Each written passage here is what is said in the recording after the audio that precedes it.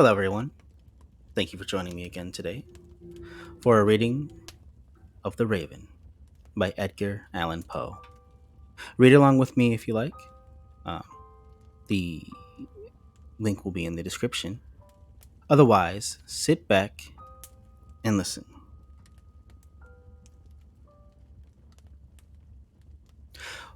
Once upon a midnight dreary, while I pondered weak and weary over many a quaint and curious volume of forgotten lore, while I nodded, nearly napping, suddenly there came a tapping, as of someone gently rapping at my chamber door.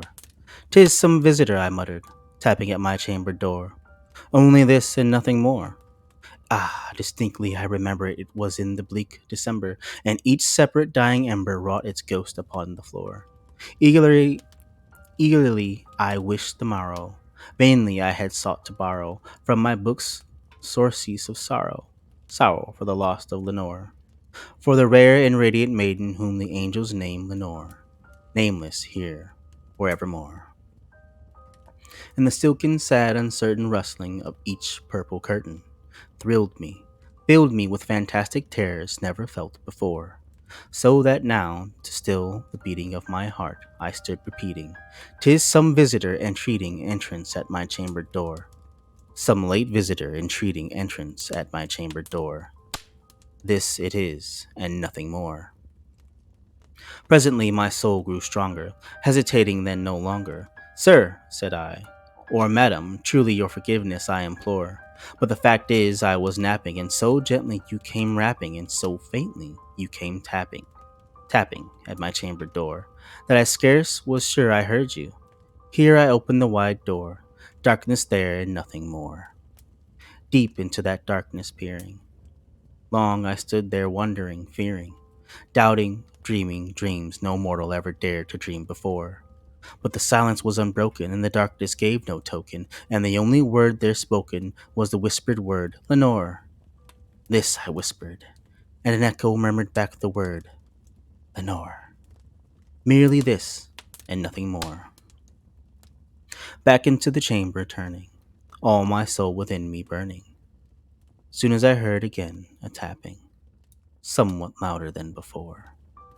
"Surely," I said, "surely that is something at my window lattice. Let me see then what there it is, and is, excuse me." Back into the chamber turning, all my soul within me burning. Soon I heard again a tapping somewhat louder than before. "Surely," said I, "surely that is something at my window lattice. Let me see then what there it is, and this mystery explore. Let my heart be still a moment, and this mystery explore. 'Tis the wind, and nothing more." Open here I flung the shutter, when with many a flirt and flutter, in there stepped a stately raven of the saintly days of yore.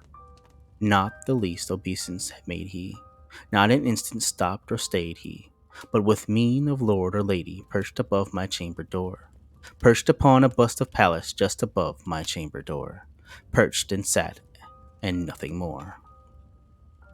Then this ebony bird beguiling my sad fancy into smiling, by the grave and stern decorum of the countenance it wore. "Though thy crest be shorn and shaven, thou," I said, "art sure no craven, ghastly grim and ancient raven, wandering from the lightly shore. Tell me what thy lordly name is on the night's Plutonian shore." Quoth the raven, "Nevermore." Much I marveled this ungainly fowl to hear discourse so plainly, though its answer little meaning, little relevancy bore. For we cannot help agreeing that no living human being ever yet blessed with seeing bird above his chamber door, bird or beast upon the sculptured bust above his chamber door, with such name as Nevermore. But the raven, sitting lonely on the placid bust, spoke only that one word, as if his soul in that one word he did outpour. Nothing farther than he uttered, not a feather, then he fluttered, till I scarcely more than muttered, "Other friends have flown before. On the morrow he will leave me as my hopes have flown before." Then the bird said, "Nevermore." Startled at the stillness broken by reply so aptly spoken, "Doubtless," said I, What it utters is its only stock in store, caught from some unhappy master whom unmerciful disaster followed fast and followed faster, till his songs one burden bore, to the dirges of his hope that melancholy burden bore, of never, nevermore. But the raven still beguiling all my sad soul still smiling. Straight I wheeled a cushioned seat in front of bird, and bust and door. Then upon the velvet sinking, I betook myself to linking fancy unto fancy, thinking what this ominous bird of yore, what this grim, ungainly, ghastly, gaunt, and ominous bird of yore meant in croaking, nevermore. This I sat engaged in guessing, but no syllable expressing, to the fowl whose fiery eyes now burned into my bosom's core. This and more I sat divining, with my head at ease reclining, on the cushion's velvet lining that the lamplight gloated o'er, but whose velvet violet lining, with the lamplight gloating o'er, she shall press, ah, nevermore. Then methought, the air grew denser, perfumed from an unseen censer, swung by angels whose faint footfalls tinkled on the tufted floor. Wretch, I cried, thy God hath lent thee, by these angels he hath sent thee, respite and nepenthe from my memories of Lenore. Quaff, oh quaff this kind nepenthe, and forget this lost Lenore, quoth the raven, nevermore. Prophet, said I, thing of evil, prophet still if bird or devil, whether tempter sent or whether tempest tossed thee here ashore, desolate yet all undaunted, on this desert land enchanted, on this home by horror haunted. Tell me truly, I implore, is there balm in Gilead? Tell me, I implore, quoth the raven, nevermore. Prophet, said I, thing of evil, prophet still, if bird or devil, by that heaven that bends above us, by that God we both adore, tell this soul with sorrow laden, if, within this distant Aden, it shall clasp a sainted maiden, whom the angels name Nemo.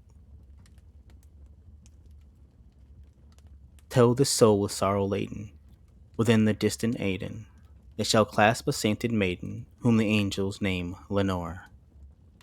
Clasp a rare and radiant maiden, whom the angels name Lenore. Quoth the raven, nevermore. Be that word our sign of parting, bird or fiend, I shrieked up, starting. Get thee back in the tempest of the night's Plutonian shore. Leave no black plume as a token of that lie thy soul hath spoken. Leave my loneliness unbroken. Quit the bust above my door. Take thy beak from out my heart, and take thy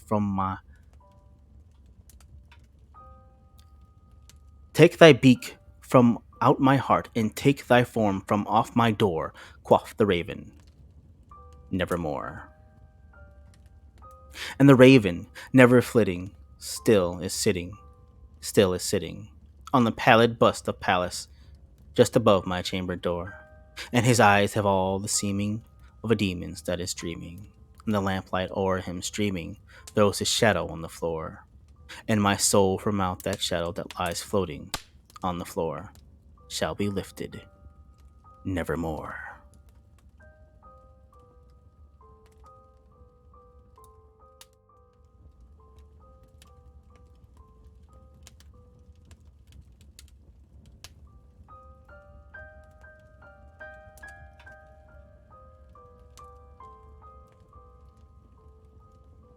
Thank you, ladies and gentlemen.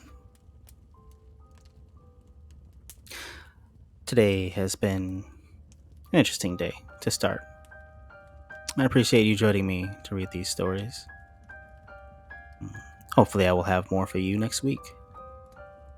Trying to get on a better schedule with things. It's pretty intense with work and life and all the comings and goings of things. But I hope to get to other stories, creepy pastas, field pastas, and the like from Reddit. And if anyone has any suggestions or anything like that, feel free to message me or email me at vitiligo.supreme at gmail.com.